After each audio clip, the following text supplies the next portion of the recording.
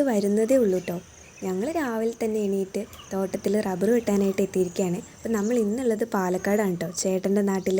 അപ്പം നമ്മൾ നമ്മുടെ ജോലിയും കാര്യങ്ങളും ഒക്കെ ഒന്ന് മാറ്റി വെച്ചിട്ട് വീടും പരിസരവും ഒക്കെ നോക്കി വൃത്തിയായിട്ട് കുറച്ച് ദിവസം സന്തോഷമായിട്ട് ജീവിക്കാമെന്ന് വിചാരിച്ച് ഇവിടെ വന്നിരിക്കുകയാണ് കേട്ടോ. അങ്ങനെ രാവിലെ തന്നെ നമ്മൾ റബ്ബർ വെട്ടാനായിട്ട് എത്തിയിട്ടുണ്ട്. എൻ്റെ മെയിൻ ഡ്യൂട്ടി എന്ന് പറയുന്നത് ചേട്ടൻ ഇങ്ങനെ വെട്ടിയിട്ട് മാറി പോകുമ്പോൾ ആ പാല് പുറത്ത് പോകാതെ കറക്റ്റ് ചിരട്ടയിലേക്ക് വീഴിക്കുക എന്നുള്ളതാണ് കേട്ടോ. അപ്പം ഞാൻ എൻ്റെ പടിയും നോക്കി ഇങ്ങനെ പുറകെ നടക്കുന്നുണ്ട്.